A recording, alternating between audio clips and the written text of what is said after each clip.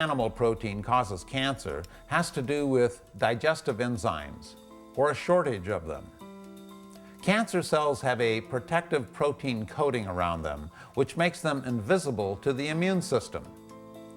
The pancreas produces two enzymes necessary to digest animal protein. In addition to digesting animal protein, only these enzymes can dissolve the protein coating around cancer cells, which makes them visible to the immune system so they can then be destroyed. Animal protein requires a lot of enzymes to digest it, and eating a diet high in animal protein can actually cause a shortage of pancreatic enzymes. When this happens, cancer cells will keep their protective protein coating and remain invisible to the immune system and start multiplying. In contrast, pancreatic enzymes are not necessary to digest vegetable protein, so you can eat as much vegetable protein as you want, and the supply of enzymes available to unmask cancer cells will remain plentiful. Successful cancer therapies are now being used based on expensive pancreatic enzyme supplementation, although it's much easier and cheaper to simply change your diet. These findings fit together with Dr. Campbell's findings. Animal protein promotes cancer, and vegetable protein does not. They also agree with thousands of studies linking animal foods with cancer. What's amazing is that it has taken all these studies to confirm what was obvious to observers in the late 1800s. The reason Japanese smokers had low rates of lung cancer is because their plant-based diets protected them by not allowing the cancer to be promoted. But as their diets changed and their consumption of animals increased, their rates of lung cancer increased correspondingly. Japanese smoke. To this day, you can go in, or I haven't been there in a few years, but until recently you could go into a bank and they were smoking. But their incidence of lung cancer was way lower than expected. As soon as the Western diet was introduced, lung cancer went up. Well, do hamburgers cause lung cancer? No.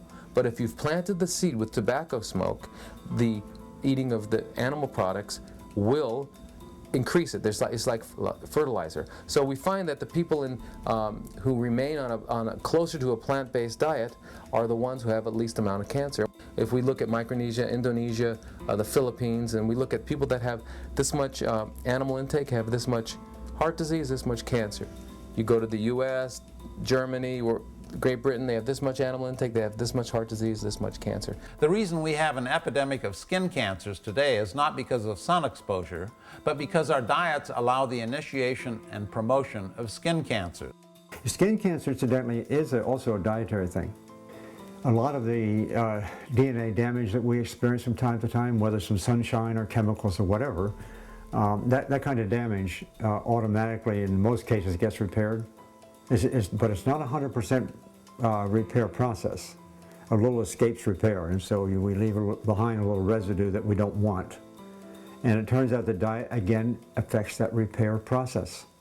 We don't have to look at studies to see how powerful diet can be in protecting us from cancer. We can look at people who have battled and then reversed cancer with a change in diet. Take the story of Meg Wolf.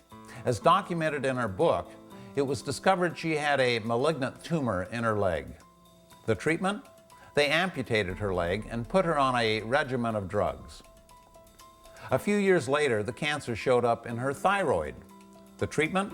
They removed half her thyroid and put her on a regimen of new drugs.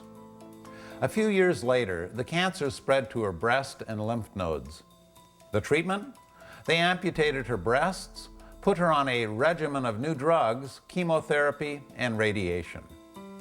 None of these treatments worked. They caused horrific side effects, and she was told to prepare for death. As her doctors were pronouncing her terminal, she discovered macrobiotics, a plant-based diet composed largely of brown rice and vegetables. After stopping the toxic treatments and switching to macrobiotics, her body started to recover until she was completely healed of cancer. Conventional medicine had missed the point. While they were amputating body parts and treating the symptoms of cancer, they completely ignored what was causing the cancer in the first place and left a ticking time bomb inside her body. The body is born with an amazing self-healing ability. It has a complex matrix of systems that basically work really well as long as you give it what it needs. Out of every 1,000 calls we get, most of them are from people that have been diagnosed with cancer. We have people calling us all the time who have been told they're going to die in a few months, and they're not crying. They're joking with us on the phone. They say, I'm going to beat this. They're saying, I want to come and learn what I can do to support my recovery. And those are the people it's going to work for. I'll tell you the story of Elaine Nussbaum, who wrote a wonderful book on her own recovery from cancer. It's called Recovery from Cancer. She had uterine cancer which metastasized to the bones throughout her body. In fact, she was in a body cast. And she was going downhill and downhill, was given a short time to live when someone told her about macrobiotics. We were able to supply 6 cases of metastatic cancer who had all not been given hope with medical means, stopped the medicine, started macrobiotics, and fully recovered. These were cases of pancreatic cancer, uterine metastasized to the bones, malignant melanoma, metastasized to the colon, all terminal cases. They all recovered. I came from a diet, a very gourmet European diet. I was diagnosed with rheumatoid arthritis. I started taking steroids for that. I was diagnosed with fibromyalgia. I would have pneumonia at least once, if not twice a year. Chronic fatigue and lupus. Basically tested positive for all autoimmune disorders.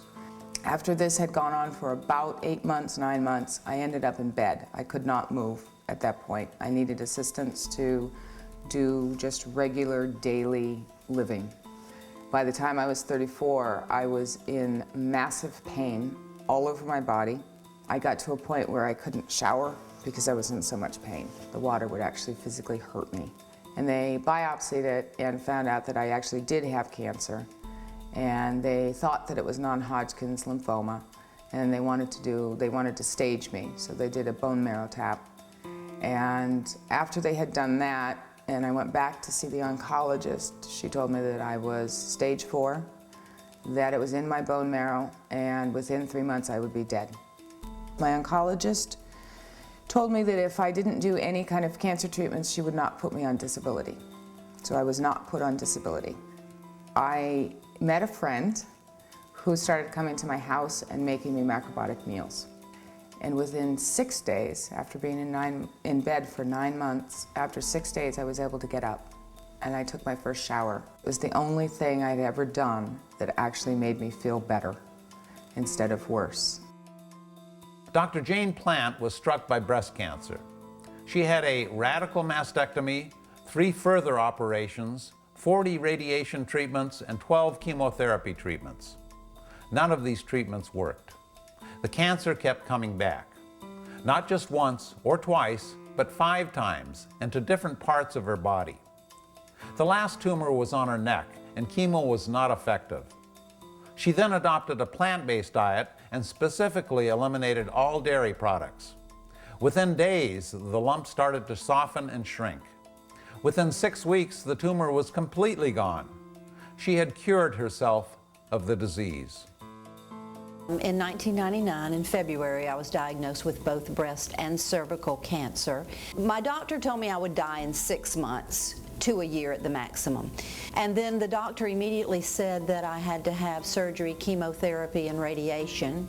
But I refused those treatments because I had family members, my mother, all of my aunts on my mother's side, and my one aunt on my dad's side had all had either breast, cervical, uterine, or ovarian cancer, and they had done surgery and chemotherapy and radiation, and either the treatments killed them or their cancers came back with a vengeance, and it was very horrific in watching what happened to them. I was prepared to do anything other than that, meaning the surgery, the chemo, and the radiation. The lump that was in my breast was about the size of $0.50. In 1 month, it was about the size of a dime. That's how dramatically it shrunk. The bleeding that I'd had from the cervical tumors that had been really, really strong and going for quite a while, in 30 days it was completely stopped. Brenda now helps terminally ill cancer patients, as well as people with a wide spectrum of diseases. I've had lots of terminal, hopeless, incurable. This is what they tell me. They come and they say, I hear stories like this. The doctor says that what I have is untreatable, that there really isn't anything that they can do for it, and that all that they can do now is to manage my pain. I have people that say the doctor has said I only have a few months or a few weeks. So I get a lot of those people. And I have seen people that have come back from brain cancer, colon cancer, breast cancer, ovarian cancer, prostate cancer, melanomas, and every other type of cancer. One of Brenda's clients was Elizabeth Capadia. And they sent me for an MRI, and I had a tumor on my pancreas. They gave me a chance of a 50-50 chance of living with the operation. They're going to take the pancreas out, and they told me that they would probably the gallbladder was bad, and they would take the gallbladder out as well. After attending Brenda's program, she went back to the doctor for another MRI. But I said I need it because I did a nutritional change, and so they finally said okay, and they sent me to for another MRI, and the tumor was completely gone. She said, Brenda, I went back to the doctor. She said, they've had me come back in 4 times. They've retested me again and again because, believe it or not, they cannot find cancer anywhere in my body. There are thousands of well-documented biopsy-proven cases of cancer reversals due to diet. Here is a list of some of the cancers that have been healed naturally.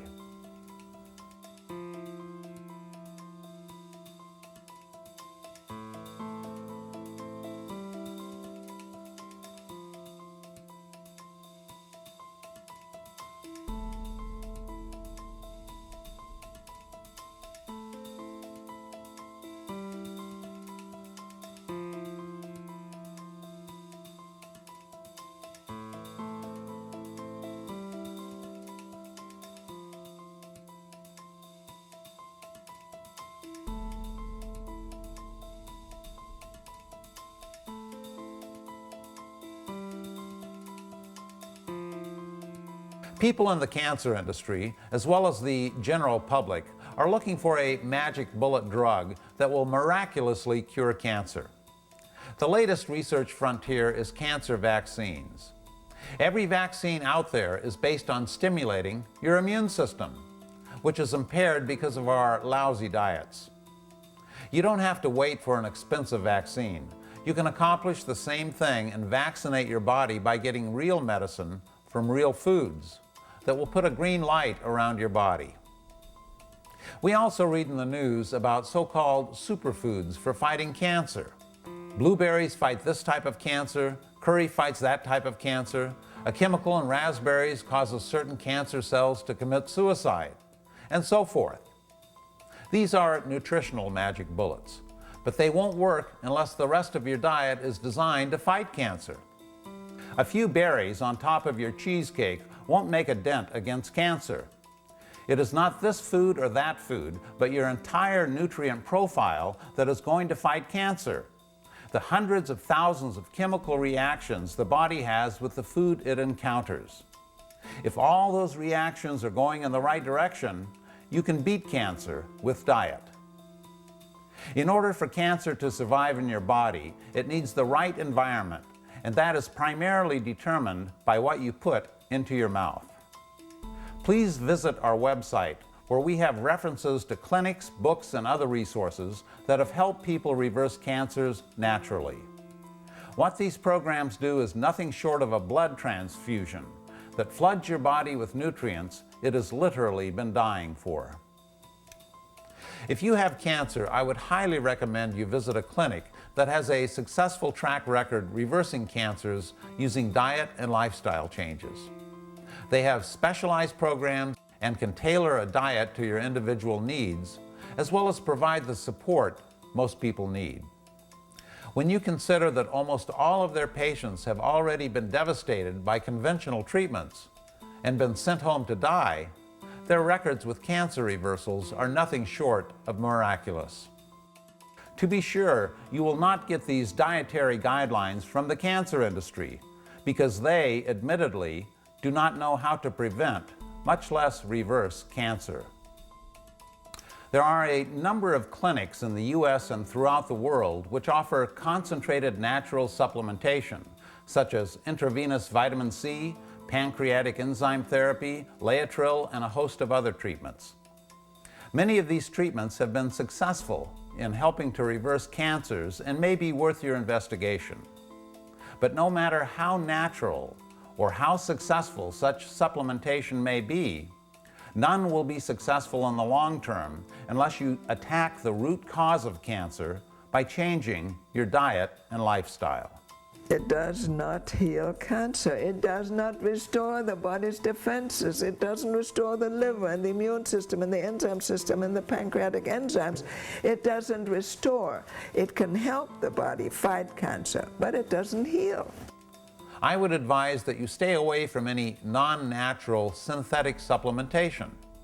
1,000 milligrams of daily vitamin C in pill form has been shown to reduce the risk of stomach cancer. Yet, just 37 milligrams of natural vitamin C from an orange will lower the risk by twice as much. Rather than taking pills, is to have someone get a juicer out and make some really healthy green juices. I don't like a lot of sweet juices because they feed the cancer, and we don't really want to do that, so fruit juices are out. But green juices, and you can put a few apples in to make it taste good and a little bit of lemon. There was ways of making it taste delicious. But when you take this much vegetable and you extract the fiber and you've got this much liquid, you couldn't possibly have eaten that much, but you can drink that much. And you're getting not only the phytonutrients and all that, you're getting the enzymes, you're getting things that we have not even discovered about from there. So that's the way we approach supplementation. Synthetic supplementation throws the body off balance and results in side effects. A recent study, for example, shows that artificial fortification of food with folic acid greatly increases the risk of colon cancer. The take-home lesson: get your folic acid and other nutrients from foods in their natural packages because they are far more powerful than synthetic substitutes. I know of people who have had successful supplementation treatments. Because of the success, they went back to eating a typical American diet. Guess what? Their cancers returned with their bad diet, despite the supplementation. Magic bullets, natural or not, will only go so far. They may be good at providing a temporary fix, but if you want the cancer to go away for the rest of your life, you have to stick to the fundamentals. Fundamental therapy is really number one, and that is, how do we stop making cancer? Because it doesn't matter how good you are at getting rid of it, if it's not going to stay gone, then you haven't done anything. If you're diagnosed with cancer, realize something. That the person that diagnosed you has cancer, and probably everyone in your family has cancer, and we all have cancer. Getting cancer should not be a surprise to anyone. Will you survive it? And yes, it is survivable. It's survivable by reversing the conditions that brought it on.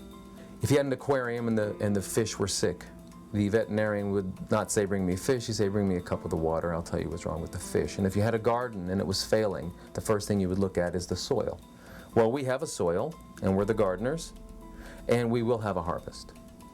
I tell them that my job is to try to selectively target and kill the cancer as best I can, and enhance your immune system as best I can.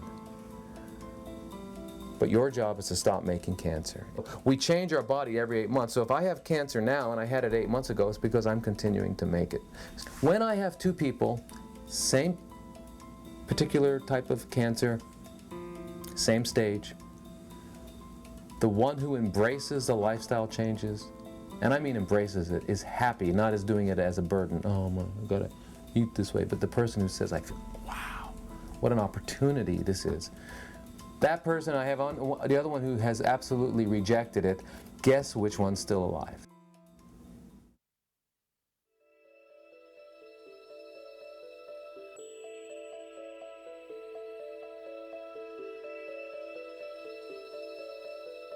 Attitude can play a large role, not only in healing cancer, but any disease.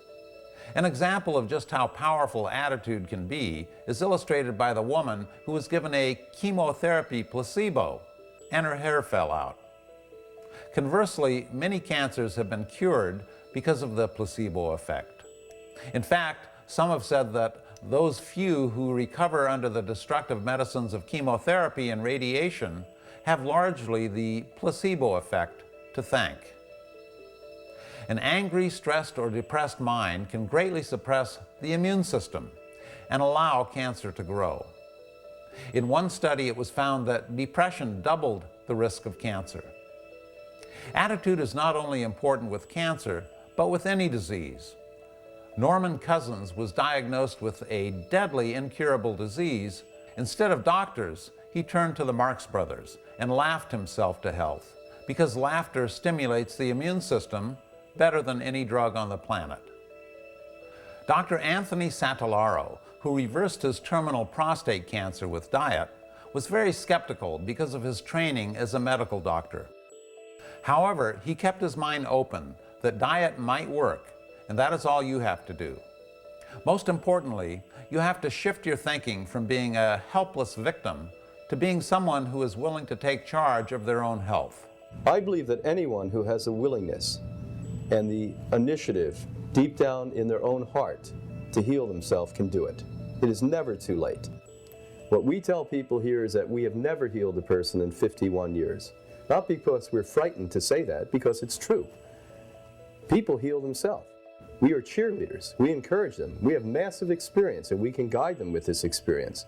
But ultimately, at the end of the day, they're at home alone, emotionally, physically, and spiritually, apt to heal or not to heal themselves.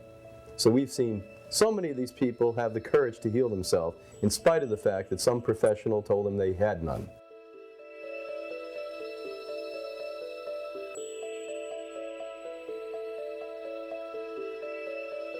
Ultimately, I'm a pragmatist. If something works, I use it. If it doesn't, I don't use it. For the vast majority of cancers, conventional treatments simply do not work.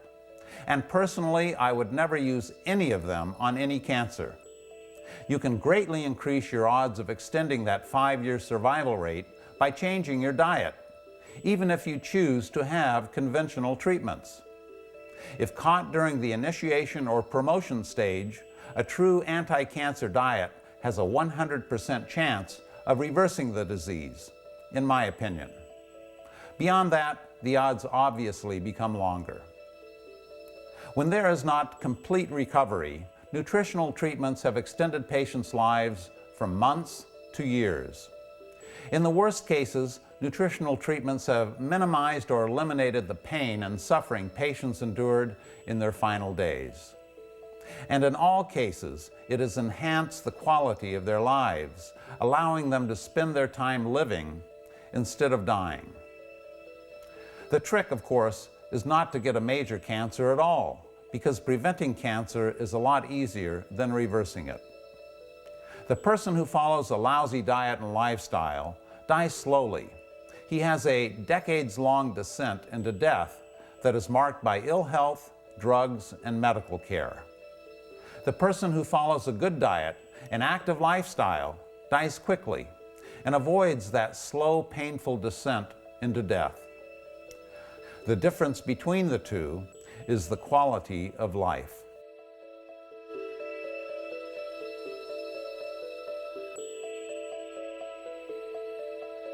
We now have a standardized conveyor belt-like delivery of cancer therapy that, in the vast majority of cases, leads directly to the funeral home. Since the war on cancer began, we have been involved in a massive experiment which uses our bodies, our health, our wealth, and our goodwill to test the proposition that modern science can improve upon the medicines found in nature. In the case of cancer, they cannot, and never will. And in time, the war on cancer will be regarded as one of the biggest tragedies in medical history.